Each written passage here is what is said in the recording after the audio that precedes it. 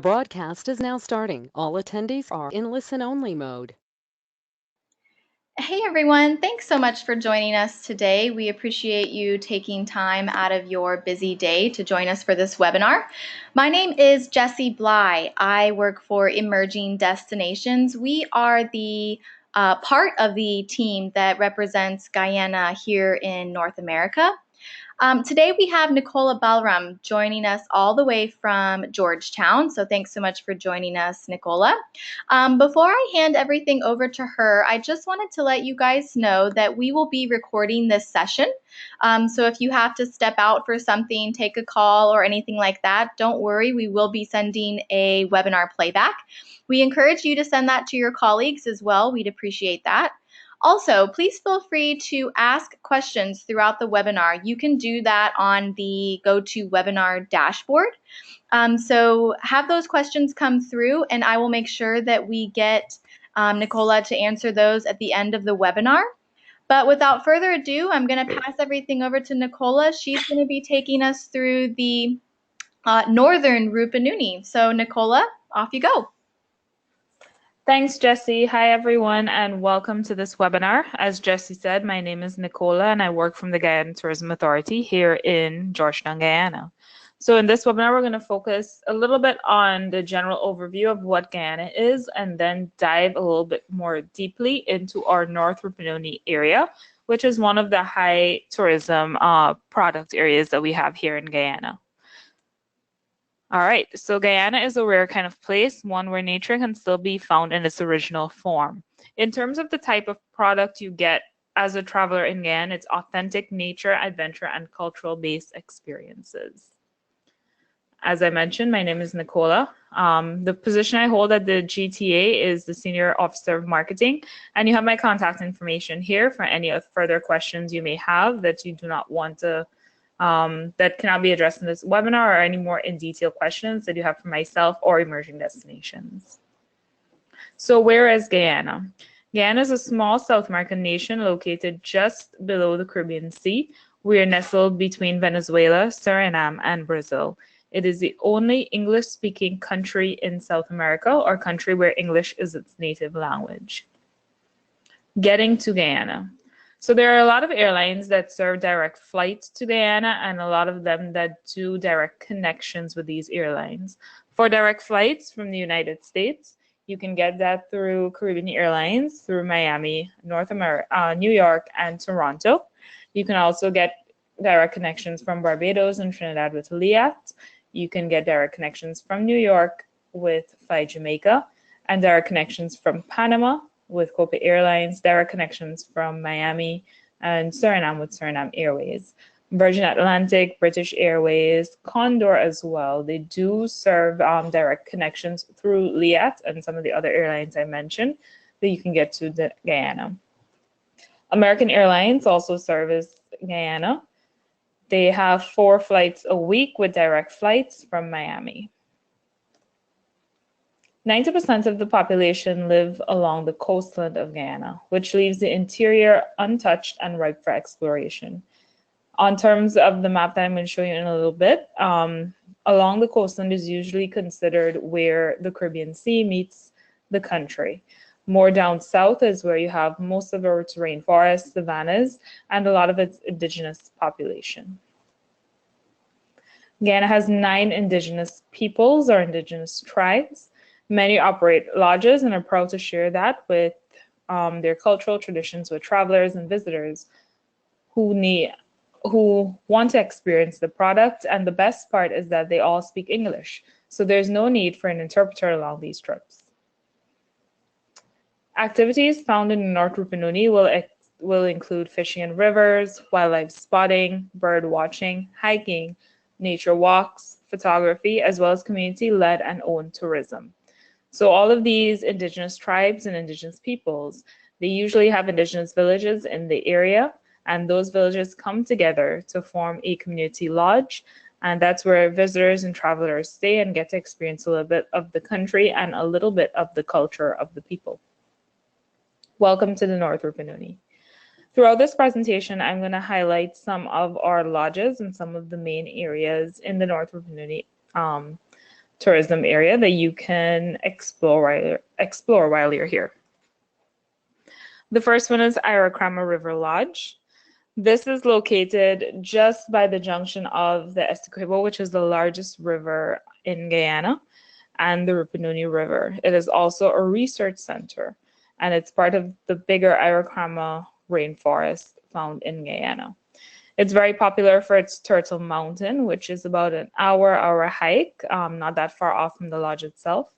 And the community and the lodge here, they do a lot of conservation efforts, safe tourism, and you get to experience the wildlife and the biodiversity around.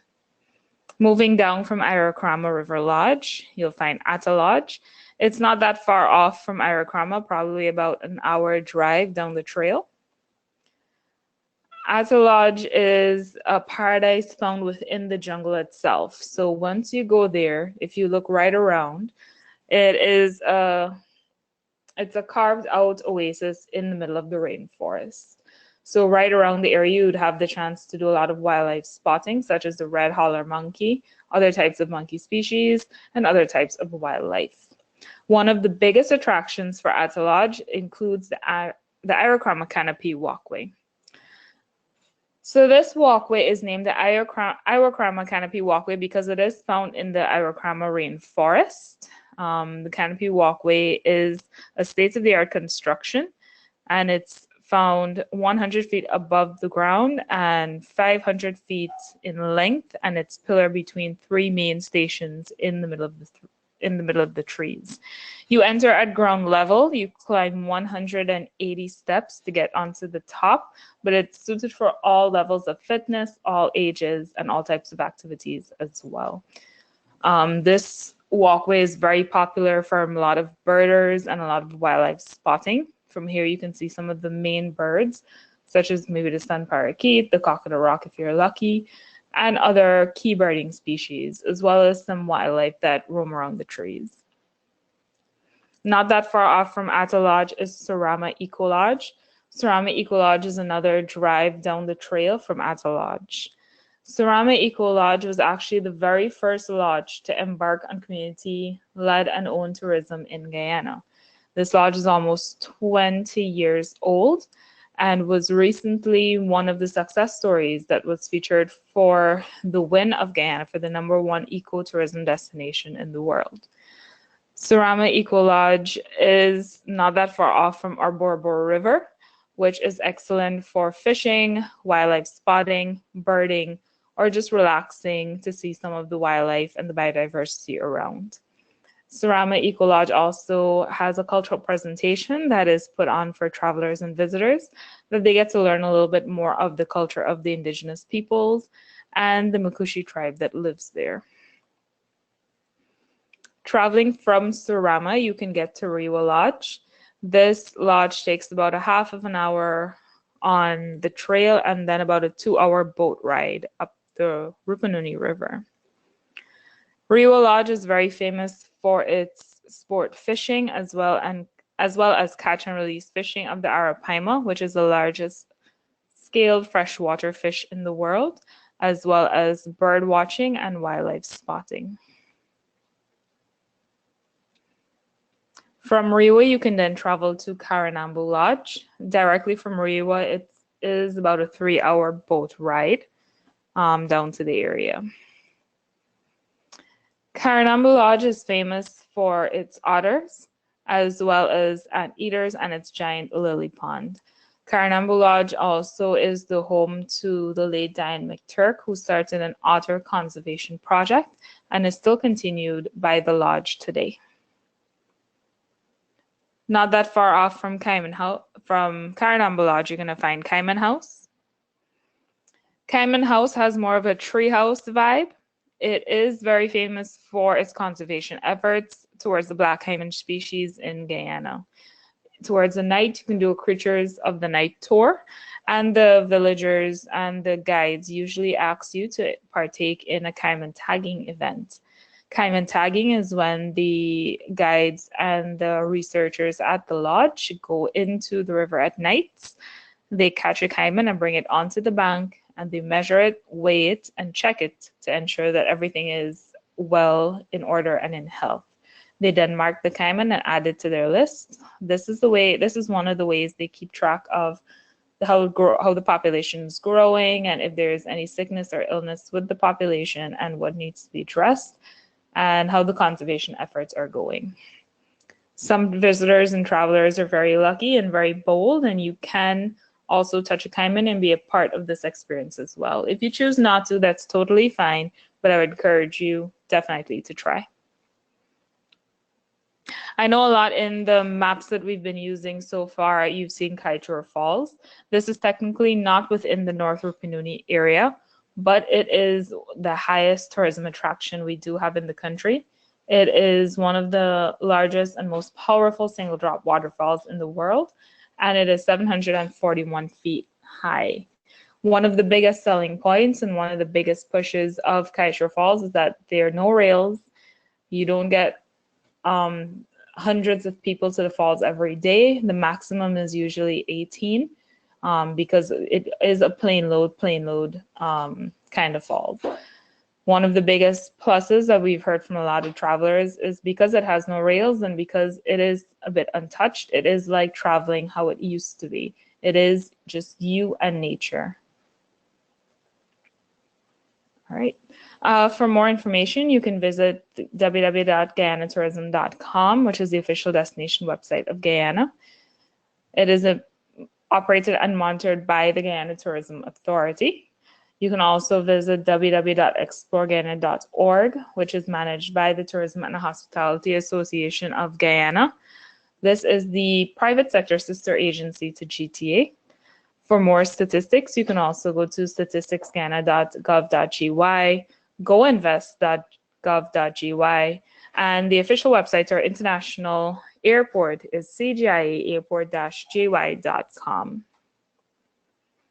For new operators and airlines that would like to feature Guyana and have us on your package list, you can get support from the Guyana Tourism Authority in the form of providing key information, assist with coordinating travel-related events, working with joint advertisement, support for familiarization trips, reception at airport, help with negotiation of hotel rates, and help building Guyana's private sector.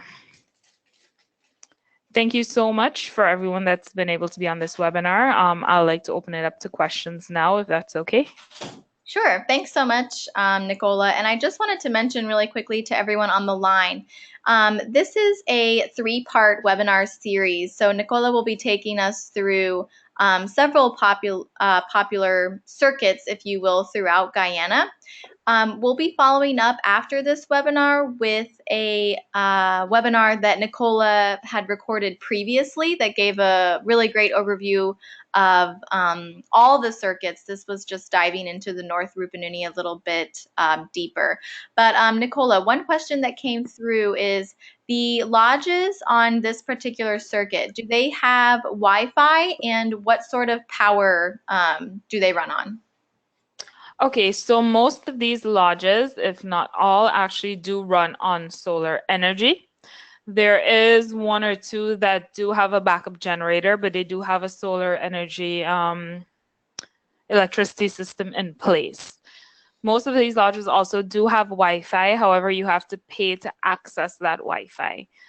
Some of them will only be available later on in the nights, and then some of them will have Wi-Fi throughout the day that you can access, but you will have to pay to access this Wi-Fi. It is usually about $5 for 15 minutes or $5 US for 30 minutes, depending on the lodge. Perfect. Awesome. I had a question about the birding. So if someone is a birder, what circuit would you recommend them go on? I know that Guyana is a bird lover's destination in itself, but are there certain parts of Guyana that you'd recommend for a birder? In terms of birding, all circuits do have some amount of birds that are unique to those circuits, but you can see most of it throughout all 3. In terms of being a birding specific tour, I would actually recommend something that kind of captures a little bit of each circuit. But a big emphasis on the North and the South Rupununi. The North Rupununi area, you can see a harpy eagle. You can also see the red siskin. In the South Rupununi, it's easier to see a sun parakeet. And when you go to Kaieteur Falls and in Surama, it's easier to see the Guyanan cockador rock, which is a bright orange, vibrant bird. But throughout all circuits, you'll have the best chances to see some of the main wildlife and the main birds that are found in the Guyana Shield. Wonderful. I know this webinar was quick, but like I said, this is a 3-part series, so we know that your time is precious, so we wanted to keep it short. I myself actually just returned from it was an 8-day trip in Guyana, and I saw wildlife that I've never seen before in my life, a giant anteater, giant river otters, just like Nicola was saying, the cock of the rock. So this is such a wonderful destination. And at Kaieteur Falls, really are. I was there with 8 people, so you don't have the massive crowds or anything. You truly feel like you have Guyana to yourself. But I want to thank Nicola for taking us through this. If you go to the Emerging Destinations website, you can sign up for our future webinars. So we'd like to have you on those as well. For Guyana, Nicola will be doing those as well. But like I said, I'll be sending a webinar playback, and we appreciate you joining us today. Have a great rest of your week. Thank you, guys.